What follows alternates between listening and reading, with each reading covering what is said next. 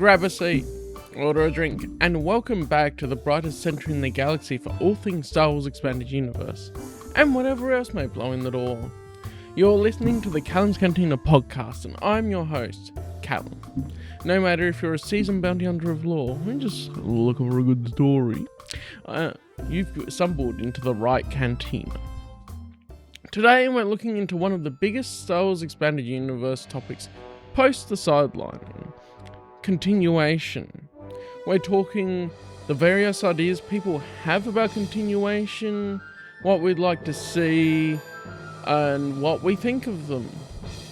And in this first part, we'll be discussing an official continuation. So pull up a chair and let's unravel the legends.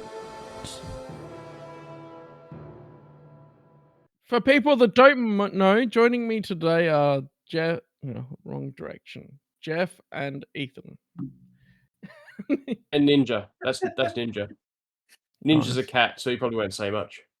Now, as for continuation, look, I can see why it's probably a big topic. It's something everyone's been fighting for since it got discontinued, frankly. And there's been some huge pushes. There's been some huge social media pushes over the years to get it continued, to get, more stories told in the universe, the pre-2014 universe. And we've not had a lot of success, which isn't to say we've had no success. Obviously, 108, which we're going to touch on, I guess, in a sec.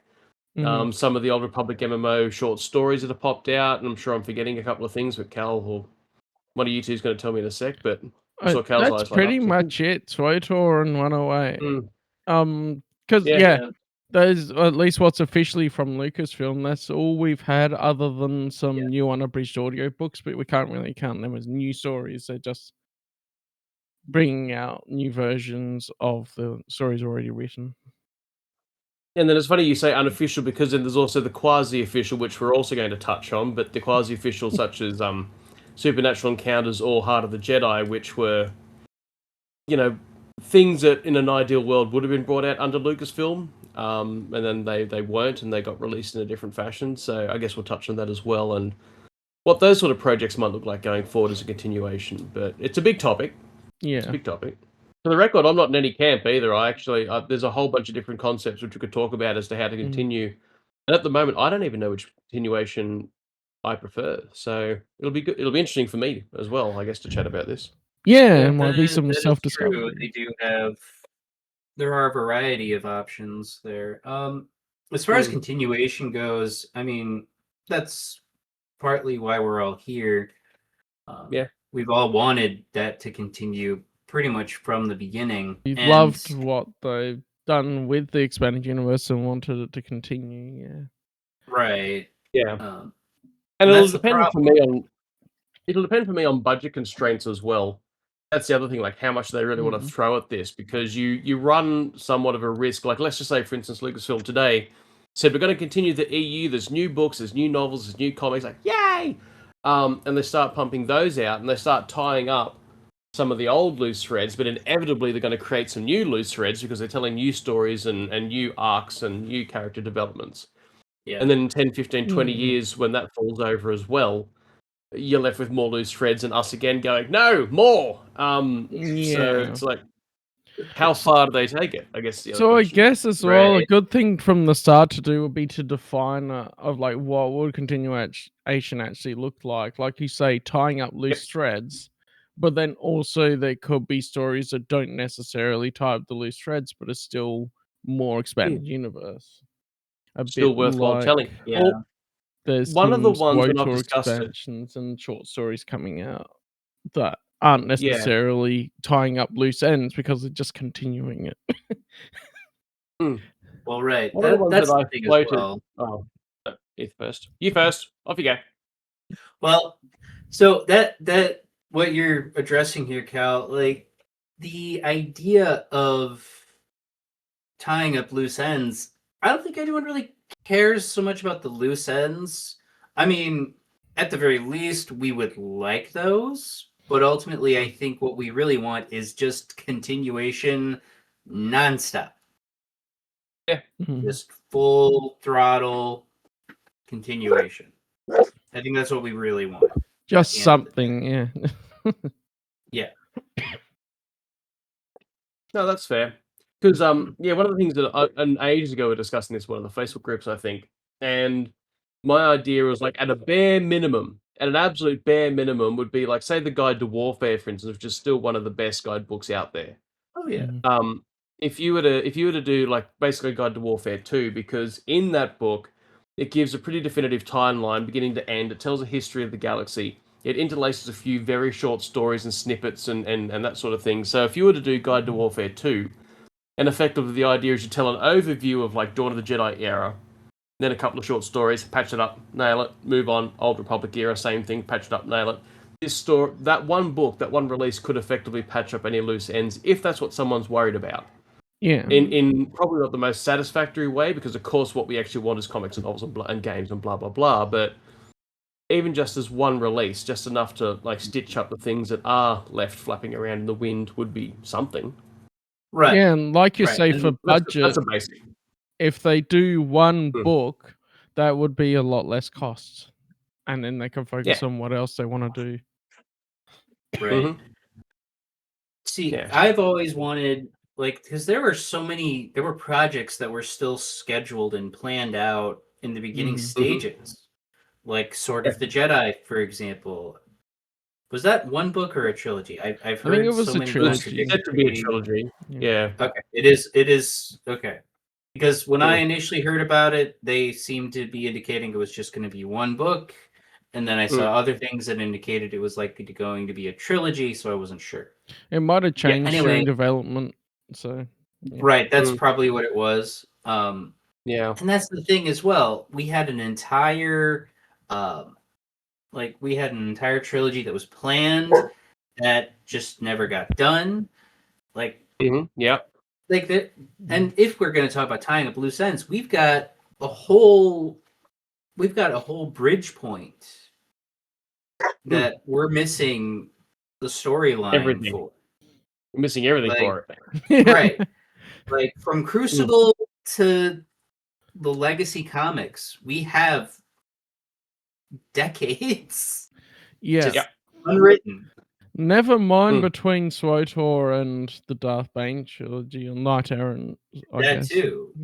That's Well, Yeah. thousands of Or years. between Dawn of the we Jedi and anything else. Yeah. we have a lot of information Mm. between the Darth Bane trilogy and SWTOR. Yeah. The problem is that there's no like real stories. There's short stories. There's Some there's source book information stuff. from Yeah. source books. Mm. Like there's so many just like little bits and pieces involving the new Sith Wars, but there's not a lot, and we don't really know what actually happened to dissolve the Empire. Yeah. And Yeah. we just know it fell apart and became a whole bunch of Sith factions. That's all we know. That's all the information we're given. Yeah. And the Sith species and all that. Yeah. As We don't know what exactly caused them all to die out. Some people say it was just they were bred out of existence, which is a possibility, but I think probably this time, I mean, it's been so long, we've made our peace that, we're never going to get these loose ends tied up anyway. That's true. So we can theorize about stuff and that, but I think if we continue an official continuation were to carry on, we would want endings for some stories, especially like The Force Unleashed is another big one. We're in the second game. It's just a cliffhanger for the third game, and then we never got it. Well, there's still, I mean, so this will come under the tinfoil hat thing, and we've done tinfoil hat theories before, Cal, and that was like I feel like it's about 6, 7, 8 years ago. Yeah, it's now. a while ago. And I think I mentioned, and I think the Starkiller one was one that I mentioned because quite often, well, not quite often, all the time, the authors knew ahead of time what was happening because they'd discussed these things and they knew where arcs were going. And there's one source book, and I wish I could remember what it was, and I'll probably find it after this and dredge it up for next time. But it actually does cover Starkiller's story briefly and what had been happening. And it's at the end of the second game, and it says, "But and Starkiller's finally dead, or is he?" Sort of thing, like question mark. They've just written that there as some little teaser because at the time the third game would have been starting development, and of course that development, it's never happened. It's never been finished. It was like, did that person who wrote that segment know something we don't? Because they were definitely teasing. They were definitely teasing. Yeah. They definitely were. I mean, we do have the theories. I guess that'd be a separate topic if we discuss possibly what could have been the stories and theorizing after the loose ends and what we think would have happened. Right. Yeah. But we can go, oh, yeah, well, we think this and this. And Right. I guess that'd get into the philosophical debate, especially with Force Unleashed 2, which could have been good of like, if a clone's got all the memories of the original, are they basically the same person? Or were they actually a clone? Question. Yeah. Right. That's the other thing. Was that actually a clone? Or was he just led to believe he was a clone? It's like, the Right. third would have tied up so much. Yeah. So bit annoying. But I guess in much broader strokes, so in terms of a continuation, what would an official continuation look like? Because there's a few other ones which we touched on prior to this actually being recorded. Yeah, we talked but about the how main this one, would look a bit, but yeah, we're looking initially at least at the official Lucasfilm continuation with how it is right now, I would say. well, certainly at first, because we are going to touch on fan continuations and stuff down the track. And I but think we would official touch on continuation. if the rights ever sold to someone else too, which would be an official continuation, but in a different form. Yeah, And that absolutely. is a big discussion to have anyway because of what's going on with the failure of the latest project. And an interesting parallel with a different company, but we'll get to that when we get to that. Yeah. It's just the end of the day. It's like, who's going to own the rights? What will they do with it? I guess is a big thing, but also how would it sell? Because I don't want to suddenly seem like I'm on Disney's side with this. But we're at a point where I don't know. Star Wars itself isn't selling very well. No, I don't know when like their comics, their books, their stuff. Like you go to any store and the sections are significantly smaller than they've ever been. The release schedules are significantly smaller than they've ever been. We know that the EU is incredibly popular, but would you risk as a company bringing out expanded universe material that would potentially outstrip your own stuff, which has happened prior with when Heart of the Jedi dropped and suddenly it was the best-selling Star Wars thing that had ever happened. Yeah. Well, it also helped that they were selling it for like 1 cent. Yeah. And also, but even figures drop, like when Jaina was first revealed to be the fan's choice, and they're like, well, I hope that one person who voted 1,000,000 times buys it. And then lo and behold, she sold out everywhere. Yeah, that kind of thing. Oh, yeah. But first of all, do you risk that? Do you risk the official canon being completely outstripped by the expanded universe that you tossed aside in terms of sales? And are people going to buy it at all? Because and for me, that's because of quality, not because of anything else. The fans are definitely there. But when you look at the kind of quality and the reasons why so many EU fans aren't drifting towards Diz canon, some of them are, that's fine, you do you. But the reason why a lot of them aren't is because there's a significant drop in quality. And so what's to say that the continuation will have that same baseline of quality that the EU always had in the past? It probably won't. So you run that issue off the bat. Yeah. Is that I'm assuming they're putting their best and brightest onto the official canon. I'm assuming that's what they're doing. They're putting their best writers, their best producers, their best blah blah blah editors onto the Diz canon project. So the EU stuff is already going to be the B team that they're going to put onto those. And so I was like, well, if it's going to be run by Disney, by the B team of authors, is it going to necessarily have that same level of quality we had before? Because they took quality very seriously under the old EU. So does that still maintain itself? I don't know. I hope so. Well, here's the thing. If they were to bring back the expanded universe in an official capacity, Karen Traviss is probably going to be willing to come back. Troy Denning might. but at the same time, he is arguably part of the issues in the in the last years of the EU. I still wouldn't say I- no, but yep. Right. Like I wouldn't knock him Mm. necessarily. You know, I have a feeling that those guys would come back. I think Timothy Zahn would be. I think he'd be a little more honest in his opinions. Well, he always has been. And the problem is that I think Timothy Zahn he's made some interesting comments in the past about his feelings towards the EU and continuation, but then, as a lot of people have pointed out, I haven't read his new stuff. I haven't read any of the new Thrawn stuff, but a lot of people who've read both have told me that the character of Thrawn himself seems to remain largely the same. Obviously, his backstory is basically word for word, but in Zahn's case, that quality of storytelling, of cohesion, of character development seems to have not really changed. So that's a positive. That's a positive. Yeah. So but the yeah, fact that on he was so the willing to quality, toss aside his yeah, it does seem like they would bring a lot of like the idea that I've seen on the internet as well, and I would agree, at least for the start of it, is that they'll bring back a bunch of the authors that are not writing for the new canon, but are Right. established authors in the expanded universe that people know and like. So, like Drew Karpyshyn has said that he's keen to write books as well. That's true. Nothing Drew would like. Drew's even said like, as long as I'm able to build off of my previous work, I'm willing to write anything. Yeah. And you run to, I guess, a risk of who's actually at the head of this, because you had the thing before when these authors were writing that they could bounce back and forth for continuity issues to Leland Shee or whoever was continuity editor at the time, but Leland for a bulk of this era.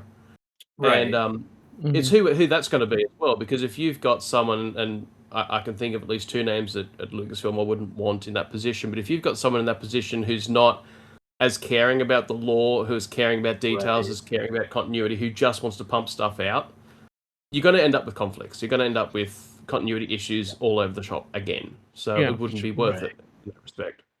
So it depends who's actually heading the project as well. Yeah, and there could be some more different systems in place that are different from, in some ways, the old EU, because now that George isn't there, you have to go through whoever is the continuity editor to make sure that things are checked over and that kind of thing. Like, not still with a bit of the freedom. Like, I think the EU struck a good balance between allowing new ideas while not being so hard ass about, no, you got the name of one place slightly wrong.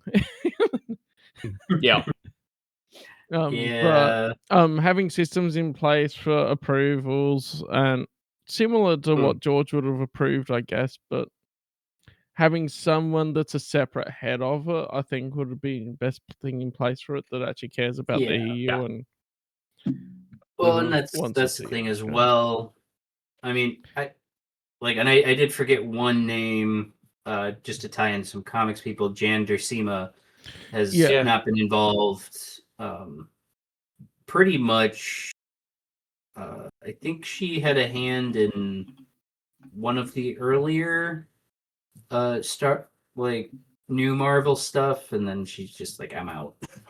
I'm thinking of that. I'm not sure if John Ostrander has done any new Star Wars stuff either. Yeah, so see, he'd be someone I'd want. Those are two that I would really want back, because they care. And that it clearly shows again. I've never minded Jan. I followed her on Facebook for a while. I think I still do. I just don't see much stuff right now. Oh, that's just because of Facebook. All it shows you is just ads of stuff you don't want. Oh, I know. So I guess that's going to be our first set of issues. Is I mean, look, whoever holds the rights, that's going to be a whole different kettle of fish. Yeah. But it's just going to be who is writing it and who's heading that project. Two big things in the event of a official continuation. Yeah. Well, let's just say let's look at it now, as it's currently set up. Okay, we've got who do we have? We have Dave Filoni, and Yay. what's her name? I'm forgetting her That name. one. That one. That one that we hadn't heard of before, but does the business side of things. Yeah. Well, yeah, I guess she's been involved for a long time. Just in the background, cool. more. I'd it seems never like. heard of her. I was like, who is she? And she was associated with George. I had no clue. I didn't know this woman ever existed. That does How happen rude with of a you. bunch of the ones that are more business focused and helping fill right. in I some mean, of the I guess that's background part stuff. of it. Linwood Brennan apparently is her name. Yeah. Well, the only reason we'd know of any of these people is if they're either on the cover of a book or if Right. they're doing interviews and stuff in the magazines, or if they were jumping around in the old forums. And if they weren't doing one of those three things, yeah, you wouldn't have heard of them. Yeah. Right. And she was doing none of those. No. Hell, she's not even doing any now. like seriously. Yeah. I think she did like one interview when she was announced and then dipped back behind the scenes. Yeah, pretty I much. don't blame her. I would too if I'm not one for a lot of attention in that area. Yeah. Well, particularly with our fandom, like, I mean, it's got to take a pretty bold person to get up in front of us lot and actually put themselves out there. Yeah. Because it's a pretty divisive fandom at the best of times. So yeah, good luck to someone who's not completely made of steel to get up there and actually put up with any of the criticisms. Right. And so, I mean, it boils down to these two. Who would they put in charge is the question. Would they trust Leland Chi to take over again? Because he's still on. I think he's still hired by them, but I have no idea what he's doing. I think he's on the story group, and I was thinking more structure rather than specific people. But we see I'm just talking about who would they put in charge of maintaining continuity. If it's the ideal from who they would know at the time, I'd say if they could get Hayden Blackman to do it, that'd work well as well. He'd be a better choice anyway. Yeah, in terms of structure, I think we can all agree that they need somebody, because not to jump ship to a different franchise, but like we're talking again beforehand about Firefly, this continuation I feel has been handled pretty badly, because clearly there was no one actually heading any of these projects. Just Boom took the comics licensing and just ran with it, and someone else took the novel licensing and just ran with it, and there wasn't an awful lot of the books would reference each other and the comics would reference each other. Yeah, not a lot of back and forth, and so it's like having someone who is overseeing all of these stories would be preferable, I would have thought, just to have somebody that's in charge of it. Because I think early on, Kevin J. Anderson helmed a lot of that, because he would write comics and write his novels, and then that started they are all connected a lot more. Right. And you'll see you've seen any amount of old interviews with those authors, but back in the 90s, whatever, that they would still be messaging other back and forth, all the details, what they were doing to make it all fit and work, which is obviously an important part of that process as well. So yeah, and there's some things that they clearly talked more about than others. But even like, what was it? That was a really good one. Because James Luceno was starting to write for Star Wars, but didn't get time to talk with George. So Matthew Stover used some of his time to ask questions with James Luceno, which is really cool. Right. Some little things James like that. Luceno as well. He'd be one to come back too. Yeah. For sure. Yeah. He's definitely more of an AE guy. Oh yeah. He only published the one book and then he was out. It was like, yeah, I see where this is going. No, thank you. Well, they made him make changes to Tarkin that he didn't want to make. So yeah. And he was one of the most outspoken. When I say outspoken, he wasn't out there waving placards around, but there's certainly a couple of quotes from him that essentially boil down to, I think this is a bad idea. We've got all these fans that have been following these stories and these characters for this long, and we've just kind of gone out the window. That seems bad to me. That's kind of what those quotes boil down to. And we can probably find the official quote if you wanted, but it was like that to me, it spoke a lot to his character, which I quite like, and to how importantly he was taking the job. So that's good. I like that. That's nice. No, I like when they take it seriously. It shows dedication. And Mhm. the authors were actually fans of Star Wars as Yeah, well, helped a Yeah, lot. yeah. definitely important. Most of the authors, even some of the ones who haven't written Star Wars for a very long time, um, Mm. not naming any names, that are still around. They're Yeah. still fans of Star Wars, but they, most of them don't like the prequels, and that's why they haven't Mhm. Mm. written any for a Yeah. while. I'm That and at thinking least one created a very controversial character. yeah. Ah. I'm thinking as well back to when we were talking about who would they put in charge, whatever. I'm thinking about the structure as well. Like currently, Mm. the structure with the new stuff is they have the presidents of Lucasfilm, and then they have the story group. So Yeah. if the story group actually functions, then if there was an expanded universe story group, that might work as well because there may be a thing of like Mm. no one person really is able to get what expanding universe fans or what the universe is really going for, but if there is a collaborative effort, Mm. they can make that better as well. Yeah. Yeah. I feel like there's Yeah. been a really massive change in kind of the direction that they're taking the entire franchise. So, which wouldn't Yeah. That necessarily too. work with the EU all the time. Like, I prefer just to focus on storytelling, character-driven arcs and development, that sort of Mhm. thing. Which, yeah, seems to be a little bit lost from what I can tell, and certainly pre-planning a little bit lost from what I can tell. So, a lot of the Yeah. Yeah. again, I haven't read any of this canon, but I keep on hearing the same sort of things. Where it was like they start a story arc without really planning at all where the end is going to be or end up.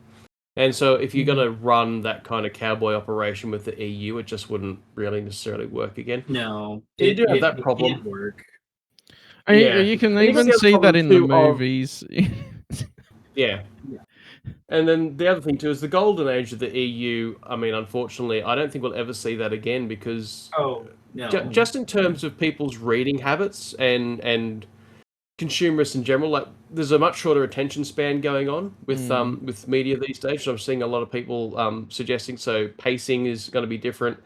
How much how large a body of work would be? It'd be another one. So to put out a 17 novel series, just one Oh yeah. arc, I don't think you'd ever see that again in Disney's canon or in an EU continuation yeah. because it's just too much to ask the consumers to handle. It's just too much to ask people to read.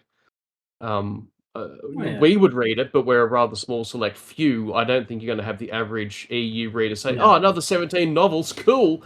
Um, It's a lot. I guess it's contextual. Like Yeah. if they're good, Mm. that's fine. Or they do it like the young adults, the young readers series, like Jedi Apprentice and Mm. that. Those went on for a fair Oh yeah, few for books. younger readers. Yeah, Yeah, it The also but just in depends smaller terms, how they're books, released. yeah, mm, yeah, Uh, does depend on how they're released. Like, because if they're released in if they're released like every few months, mm, um, or in the case of like the adult novel series, they were released like every year, every 6 months to a year. yeah, So it would like you had the time, like it would allow for the author to keep moving with the story and then release the mm, next book and Mm. allowed for smooth transitions. But at the same time, that's we've going to be also important. reduced our book reading as a whole, like as Yeah. just an internet, just as international society, book Mm, reading is significantly less. yeah, And waiting, I mean, people do wait 2 years for sequels, sometimes mm, longer. So, I mean, it's not the end of the world for movies, but no, and TV shows have reached a point where we're now waiting 2 years between those seasons mm, And sometimes, that's which is not very crazy. long, really. Uh, I guess not, but 2 years I is um, when you well, think about the way that if TV it was shows a used to run. pre-planned TV series, usually it was like one season per year. Right. mm, But if it's something where they do one season and they didn't know it was gonna have the next season, so they then shoot it after that's aired and they get greenlit for the next one. I can see all of mm, the production degree, and having to go I through can it being get like that. 2 years is still pretty quick. Right. Yeah. It is. I'm not saying it's bad. I'm just saying that like that's something that can take a long time and can stress fans out to a degree. Yeah. But we're doing surprisingly well with some of those things. It just does feel like, though, in the 90s, I don't know what it was, and I don't know why I keep going back to the 90s. It's this baseline of perfection for the EU, but there was just a lot coming out, and the fans didn't burn out from it. Yeah, and that was Like, you the could go down, Phantom era, right? yeah, Primarily, yeah. But in terms of, if you went down to the shops, if an adult novel hadn't come out that week, a comic had come out that week, and if a comic hadn't come out that week, your young readers had come out that week, and if that hadn't come out, it would be like a short story anthology or a whole new game. Like, it just seemed like every week something new was produced, and the fans are going, oh, no. Which, I don't know if you'd ever get that again. I don't know if there's enough faith in the... Yeah.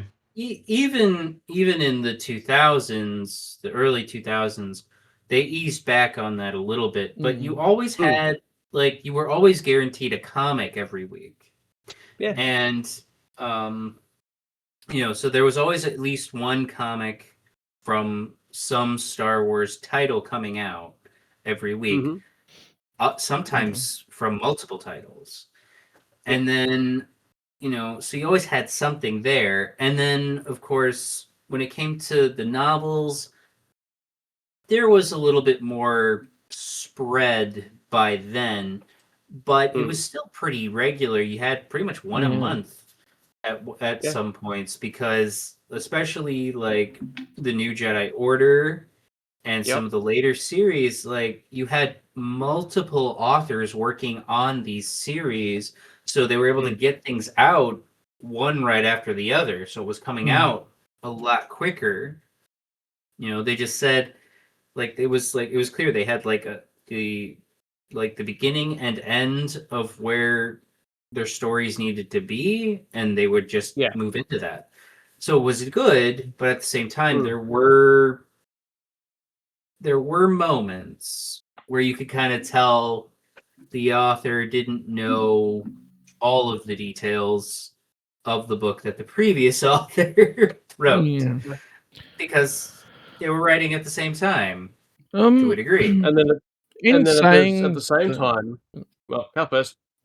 I was just thinking, in saying that maybe we won't recapture that golden era, I do think it will be possible, but trust has to be built back up again.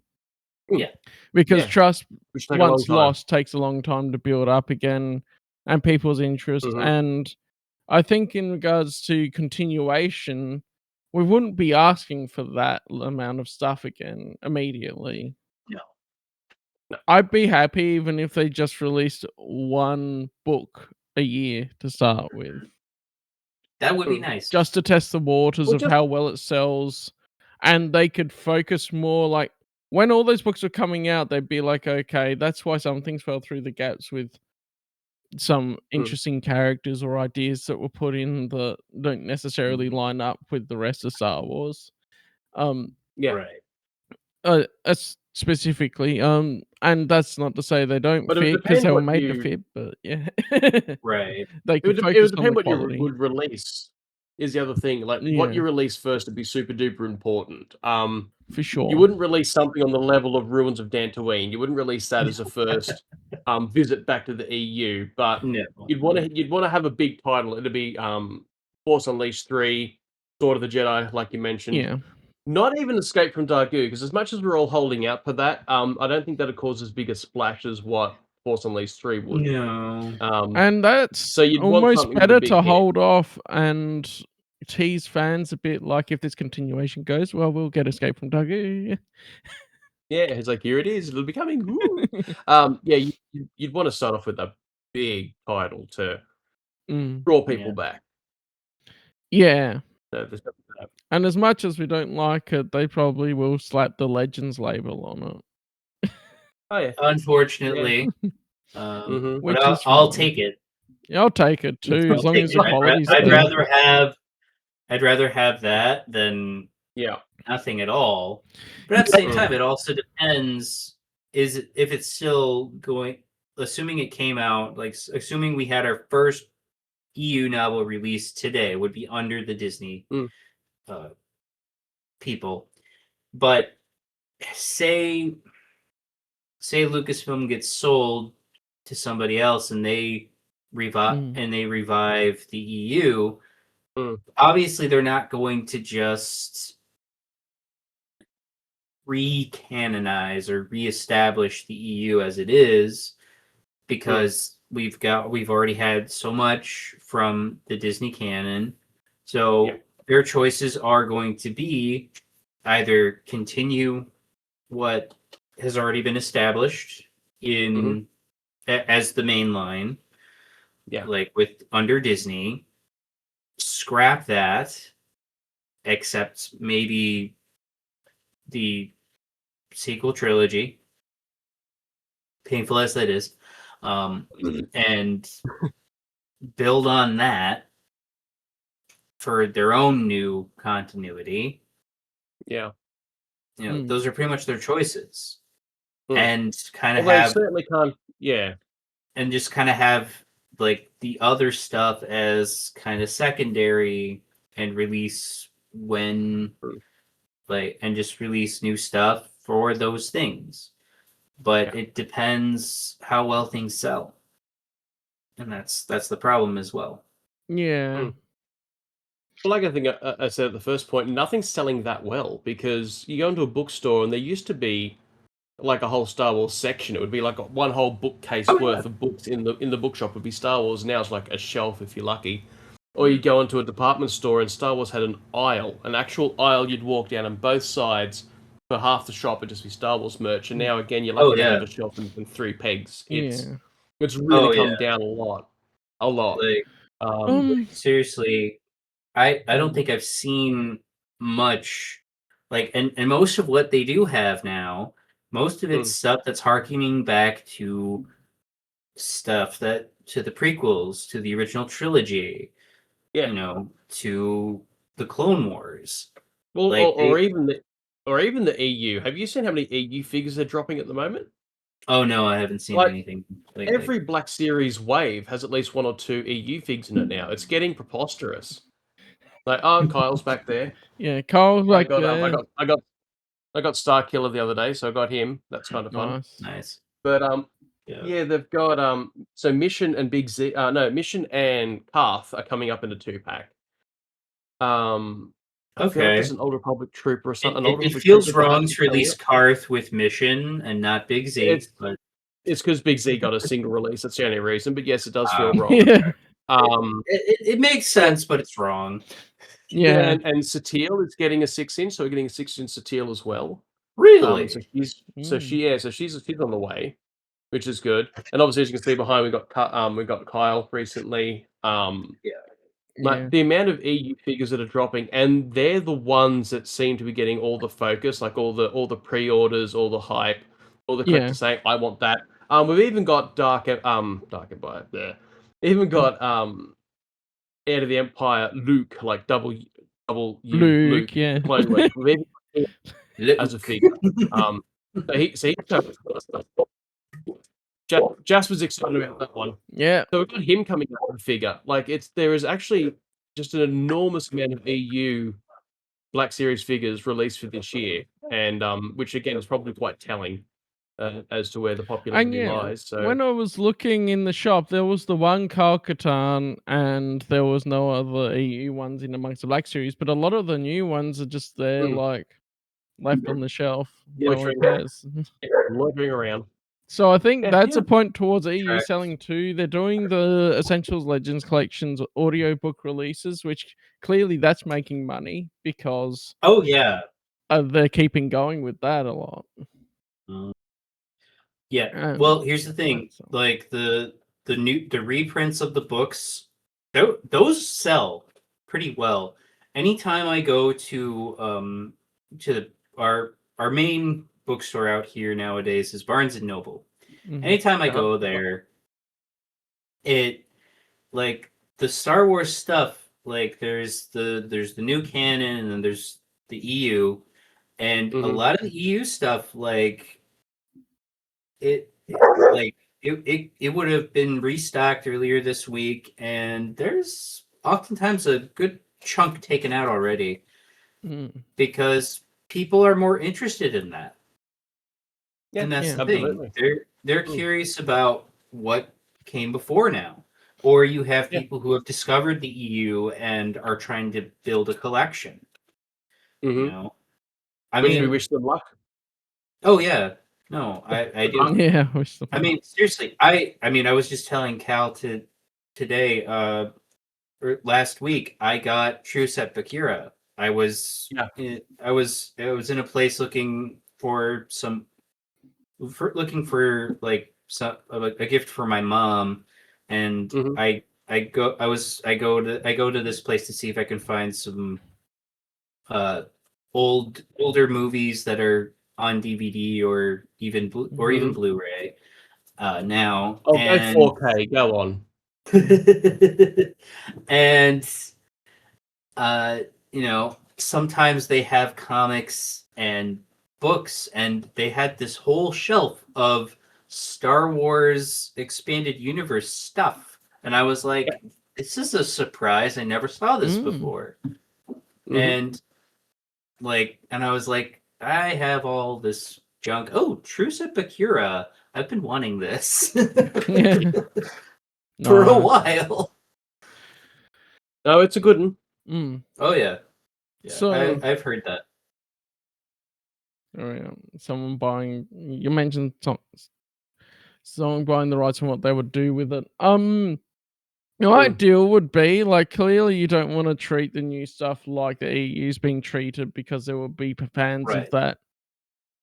But if it's not selling, then you may just want to wrap it up neatly, put a bow on it. Right. And then, but I think some of the wording there is interesting, because it's like decanonized and that, and the current Lucasfilm has wanted to always imply that the EU wasn't as canon as the movies. So I changed some of the wording around that, and then the EU will be back as the primary universe, and you could have both universes just exist. They're just completely separate, and that's right. fine. I mean, that's a possibility as well. I didn't think that one through. I've thought about that for a while. It's like, well, we hated what they did with the EU with basically no transition, whatever. So we don't want to treat them the same. For the people that do like it, they can have that. Right. Well, the whole generation. Then I'd The whole continue the generation has grown EU up that knowing nothing way. different. But then as well, it'd be like, well, it just depends on the execution of what they do with it, really. That's kind of the thing. And like there's the, I mean, if you want to get into this now, I guess, there's the issue with supernatural encounters, and that's been fun, everyone. Right. Cheers. The can of worms. And well, there's stuff in supernatural encounters that kind of coincides with with something from the first Disney canon show, Rebels. Where there's like this world between worlds kind of deal. Which I swear they're just stealing from C.S. Lewis at this point. Well, he kind of started the idea. It's exactly with The Magician's Nephew. You're right when I think about it. Right, like it's like pulling straight from that, and they're kind of like nothing against Joe here in this context, but like he, as well as the people who wrote that stuff in Rebels, they're kind of drawing this idea that there are multiple potential worlds, and that we could potentially see that there's multiple stories coming from multiple places, and they may have some overlapping points. And that's okay, I guess, but it's also problematic because, but at the same time, it would allow for exploration of Star Wars, but I feel like at a certain point it'll become something like Marvel and DC, who every decade feel that they need to do a full reset. Okay, so that's the one reason why I've never been as into DC and Marvel, despite having a whole bunch of comics lying around the house. Was that sort of thing that I want stories to matter, if that makes any sense. Like I still want my fiction to matter within that world. So the idea, and I'm just going to use Chewbacca as an example, the impact of, say, Chewbacca dying is going to not mean a thing if next week we're going to set the next novel in Universe 4 and Chewbacca's still alive, or Chewbacca, the whole thing of like characters being born, characters dying, characters turning to the light side of the dark side, planets being destroyed, whatever the case may be, these things have meaning because they're done, and that's now part of that story, a part of that lore. And if you're just going to go and rejig it every second week because Chewbacca was cool, let's bring him back, and he comes back, and you're like, it's a different universe. It feels a bit lazy, but also I just don't really care about these characters. Like, why would I care as much? It's and nothing's gonna have an impact. I think that's why why superhero TV shows and movies are more interesting to fans than comics, ultimately, because they're limited in that type of media.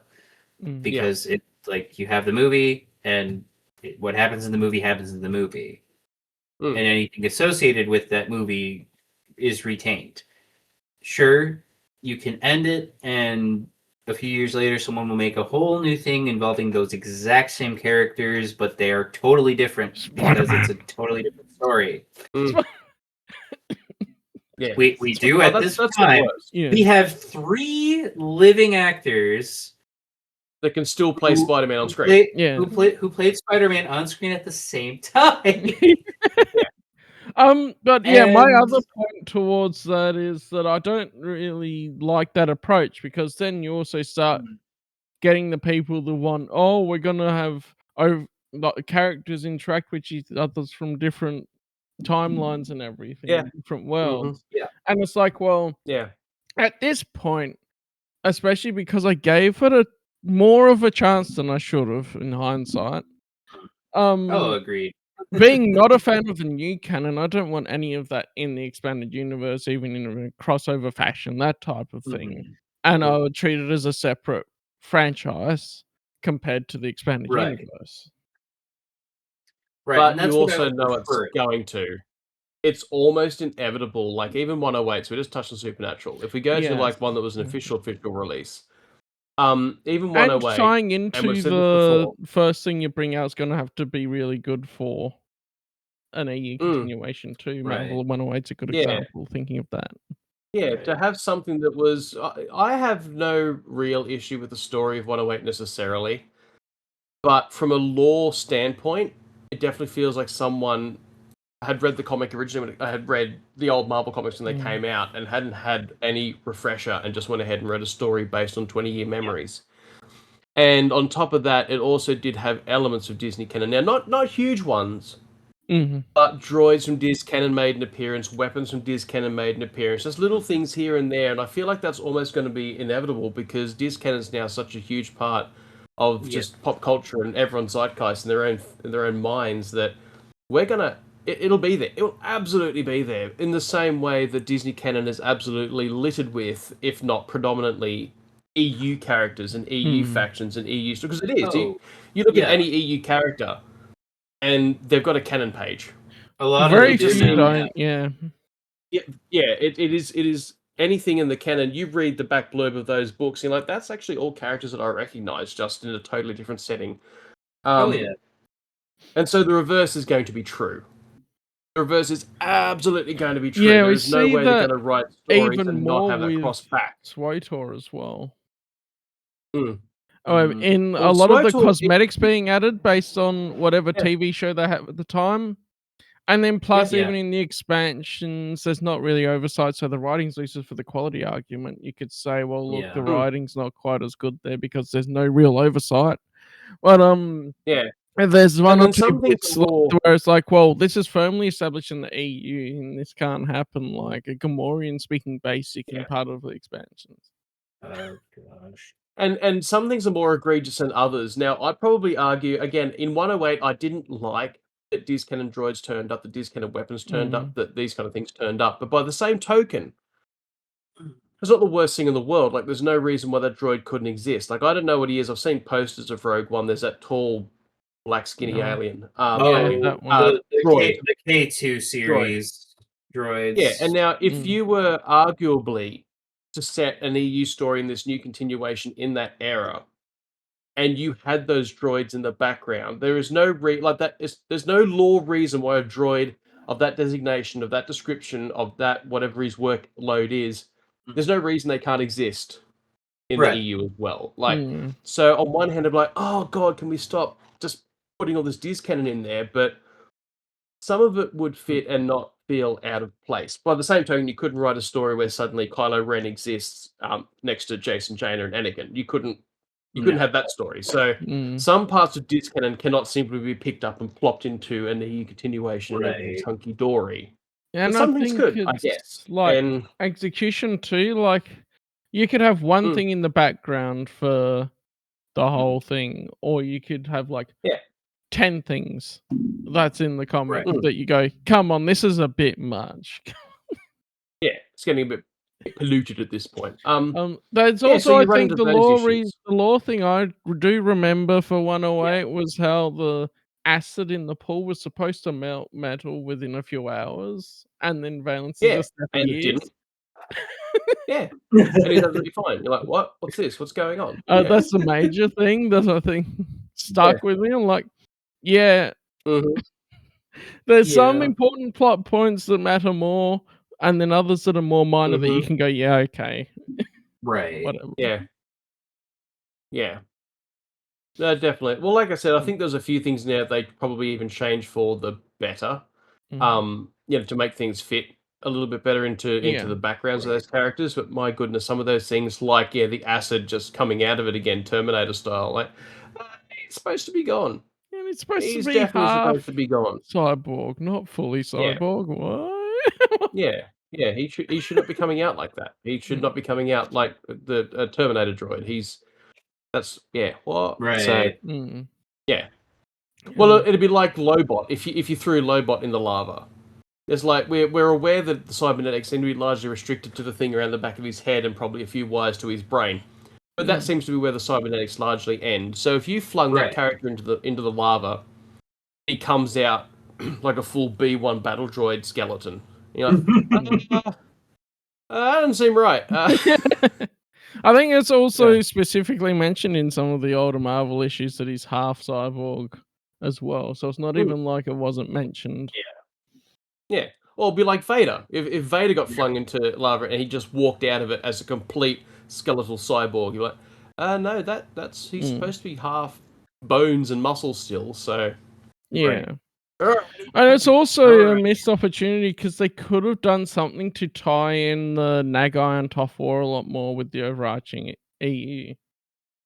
Oh yeah. Which was only in post trying to explain and retcon, oh, this is how this worked with the rest of what was going on at the time. It would have been good to have a comic to do that because the ending of the classic Marvel run is pretty abrupt, but they were like, oh, we're cancelling it. So they fast tracked it.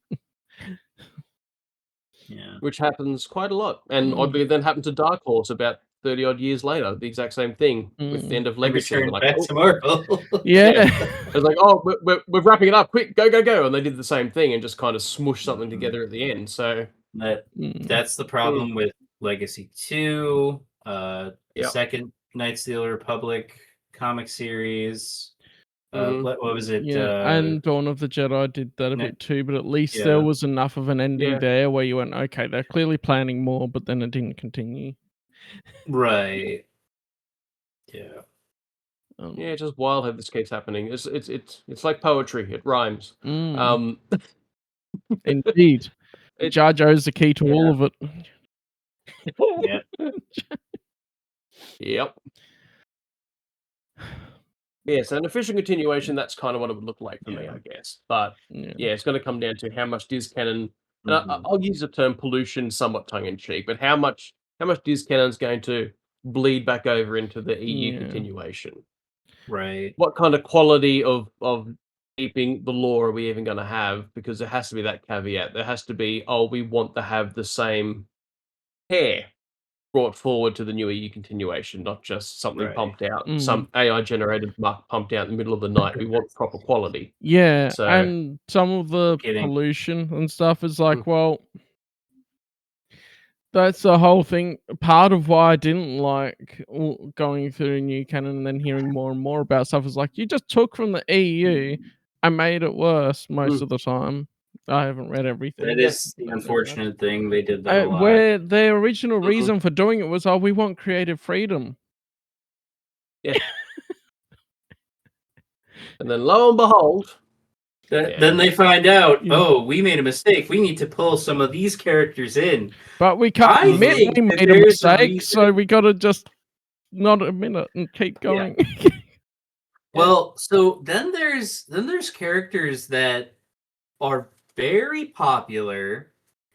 They have the creators of some of these characters. I think you guys know who I'm thinking of. Yeah, probably. And for some reason, they're still not being used. Yeah. I think there's a reason behind that. I think that I'll just say it. Mara Jade. Yeah, that's the big one I was thinking. Few major EU characters that does not have a new canon tab. That if you go on Wikipedia, she's one of the very few that does not have a canon tab. She's only a Legends character, and the reason it's really for unusual.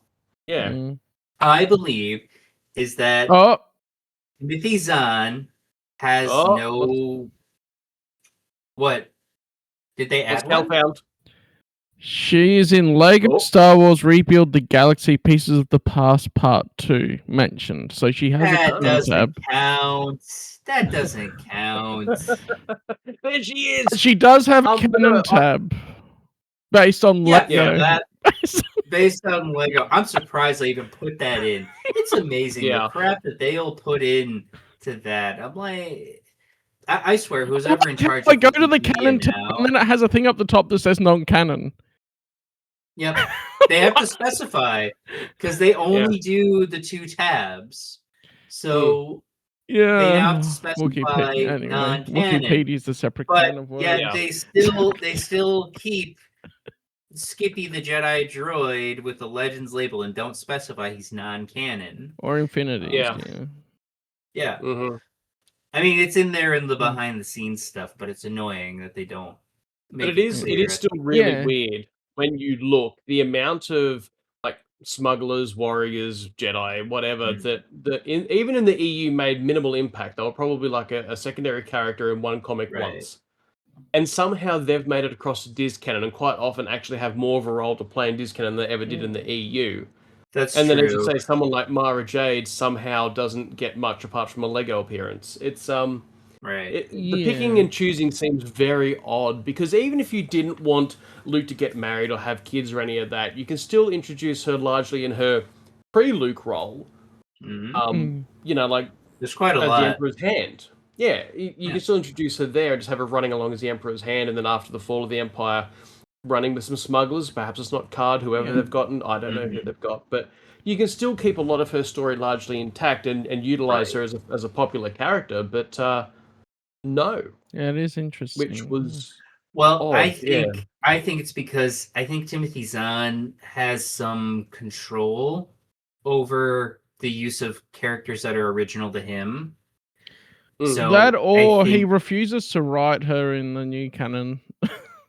Right, and I think that's telling about how he feels a little bit, because while he's officially supportive of the new canon, it speaks to me that he won't write Mara or even a Mara-like character into his stories, while he's got Thrawn all over the place.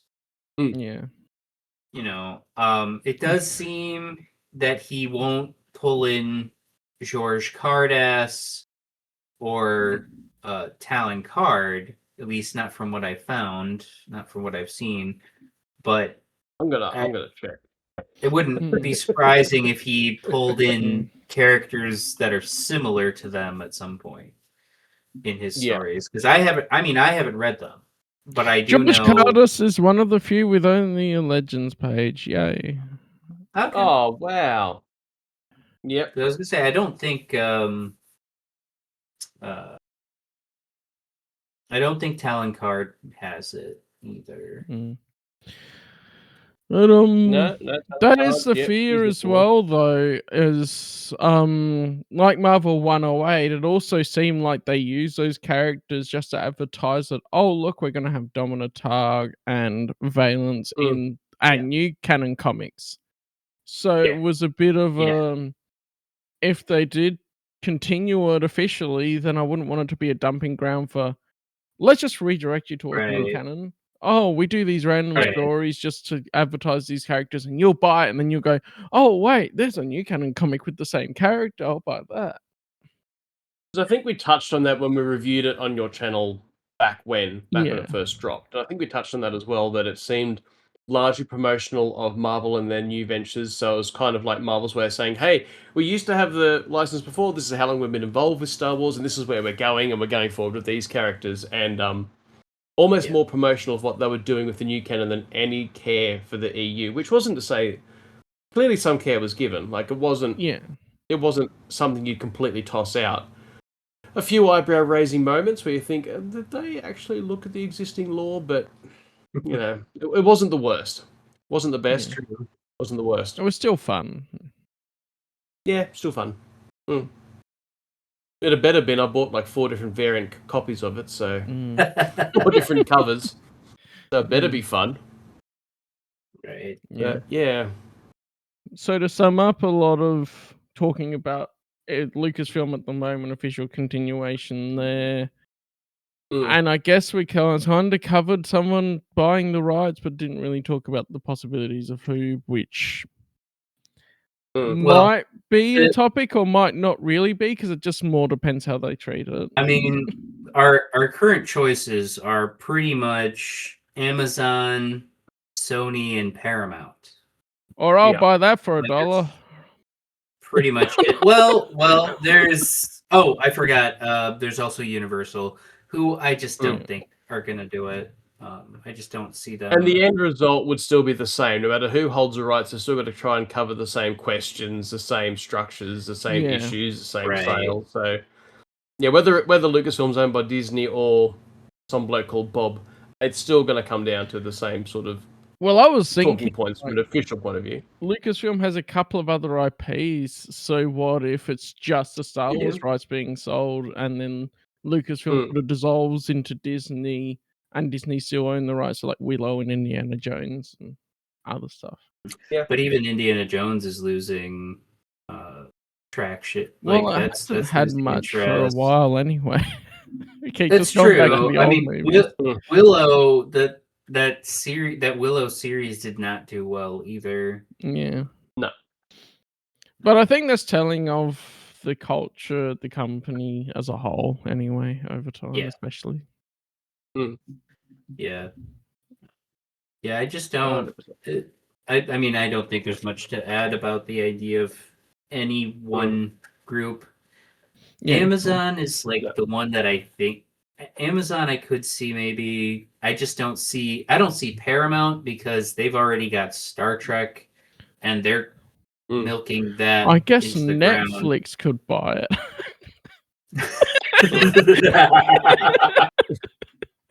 Be different. Yeah, it might actually revive them. I gotta be honest, it might. You wouldn't get any physical media ever again, though. Yeah, that's true. We still want to get the Droids and Ewoks full seasons on DVD or Blu-ray. Yeah.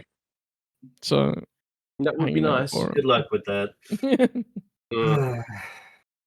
Yeah, it's in production. It's right there with the 4K release of the holiday special. It's Right. coming. Don't worry. Yeah, and the release of the original Yeah. theatrical cuts of the movies. Oh, that too. Yeah. Yeah. Well, they are releasing the theatrical cuts. Oh. Well, Allegedly. they're supposed to be doing it next year. They're Yeah, supposed to be doing it allegedly. next year. Mm. But I don't. I mean, I think they're holding out on that one. I think that's still going to be maintained. But Well, what's because the it's what's that film archive? There's that film archive, the whatever that film archive is in the US, where they actually store the reels of like the most impactful films and that sort of thing, like the most important films. And oh the they've been Library asking of for a copy. Congress. Yeah. Yeah, that one. That well, And they've that's been asking for a the Library of Congress Film Archive. Yes, they do. Yeah. They do have that. They but yeah, recently added the asking- Doom soundtrack from the original Doom. I saw. nice. Yeah. But yeah, they've been trying to add the original theatrical cut of Star Wars for decades now, and they have not been able to get a copy. So if they can't get one, I don't think Netflix is going to get one. So what? It's- Well, okay. So it's because Lucasfilm has the only decent copy, specifically of the original Star Wars theatrical release. They have the only like good copy of it, and they've spent, I guess, because the plan is to release for the what it'll be, the 50th anniversary next year. Yeah, which is terrifying. Yeah, crazy. Right. So the plan is to release all 3 of the original trilogy in fully digitized versions of but unaltered otherwise. Just fully digitized nothing, just cleaning it up. That's all they're doing. Yeah. Just cleaning it up and putting it out there. So supposedly that's what they're doing. It would be funny if they released it and you just see McClunky. That was one of the weirdest things that they added. Yeah. I was like, why? Why? And apparently I keep hearing that was George Lucas did that as well, like himself, on the way out as he was going. Yeah. Like he knows full well it's all being sold, it's all going. He's like, okay, before I go, I can just add a McClunky in. Thanks, bye. I'm going. Basically. Really, the last what? Weird things. I feel like George. I mean, as someone who has done creative stuff, he's the kind of person who's just never satisfied with anything that he's actually done. And he keeps going back to it instead of letting it go, yeah. Yeah, and it's he shouldn't have messed with it in the first place. Yeah, but by and large, a lot of what he did, if it didn't improve things, which it largely didn't, if it didn't improve things, you could at least see why he thought it might. Yeah. Right. Like adding the Jabba the Hutt scene and A New Hope and that kind of thing. You can see why he probably thought that would add to it, even if it looks a bit stiff and clunky. You can see why. And for the most part, it's like, okay, he's trying to bring the prequels in with Return of the Jedi at the end of it when he had the extended scene and that kind of thing. It's like, okay, he's altered this. So now we're showing Naboo and Coruscant and we've added that links everything. I can see why we've tried that. But something like the McClunky edition, yeah. Jasper didn't like it either. He didn't like it either. Yeah. It's like, why have we added? What value did you ever think that was going to add? Everything else, whether it was a hit or a miss, you can see what he was trying to do. Right. That particular one is mind-boggling. My biggest problem was I understood the alterations he made in the 90s. When he continued to modify them in the 2004 edition, there's a lot in A New Hope in particular that was added that just it looks like it was painted onto the screen. And you're Yeah. like, it sits in the foreground when it's meant to be in the background, and it doesn't fit. It probably Mhm. was painted on. Right. Yeah. And it just doesn't it doesn't sit well. It doesn't blend in. It doesn't work. Yeah. With what he was able to do in the 90s, it at least was minimal by comparison. And it's not glaring. Yeah. You know, Some of granted, it was quite glaring. Yeah. right.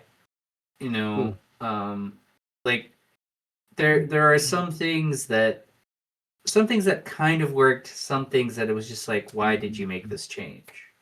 I just thought about an Empire Strikes Back hologram looking so different to Return of the Jedi. Actually supports Dark Empire. Because it could have been in a more decomposing body, and then he ended up in a younger one. I think that was the idea. I think that was the idea that they were getting at in Dark Empire, and then of course George goes and and has it redone later. All right. Yeah. That's the official continuation, ladies and gentlemen. That's it. That's pretty much all the points we'd have. So in summary, it's like making sure it's got good quality to it, having some oversight to it that actually will do it. Right. Trying not to mix canons and muck that up. Which I think is inevitable. As much as it would annoy the hell out of me, I also see it probably being quite inevitable that there'll be some. Like that has the nuance to it of certain things. Like you can add like a blaster model in whatever, versus the Force works completely different between the two universes. Models of droid, models of starship. Like I haven't seen a lot of disc-cannon starships either, but whenever I see them in stores, or whatever, I was like, I don't hate any of the designs. I don't think. I will say this: Leia's lightsaber in the sequel trilogy would almost certainly be brought over. That hilt is probably would probably be brought over. I don't even remember what it looks like. It's actually I actually like it. It's actually a beautiful hilt, in my opinion. I've never known. Yeah. Like that's the thing. It's nice. It's elegant. It has like elements of like clearly she was influenced in her build by Luke. So. But at the same time, it's a more feminine look to it. It has some bronzium on it, so it has more of a noble feel to it. So she actually used her lightsaber in the sequel trilogy. I think she used it I think it was a flashback. Okay. Yeah, and then that was it. And then it gets buried at the end of it. So yeah. So stuff like that on the Lars farm, I will add.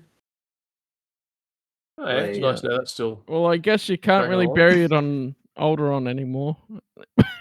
Right. Oh, you could just ditch it out fly into the asteroid field, ditch it out the side. It's now part of Alderaan. I think those are the main things, and execution of all of it would be probably the most important thing of like making sure to. Look, it just has to be done well, and I know that's an overgeneralization. Yeah, it has to be done well. Yeah. Huge thanks for hanging out in the brightest center of the galaxy. If you want to hear more, make sure to follow on the platform of your preference. I'm your host Callum, and this has been the Callum's Cantina podcast. And remember, the films are just the beginning. The expanded universe is where the galaxy truly grows into its own. So see you next time when you visit the Cantina.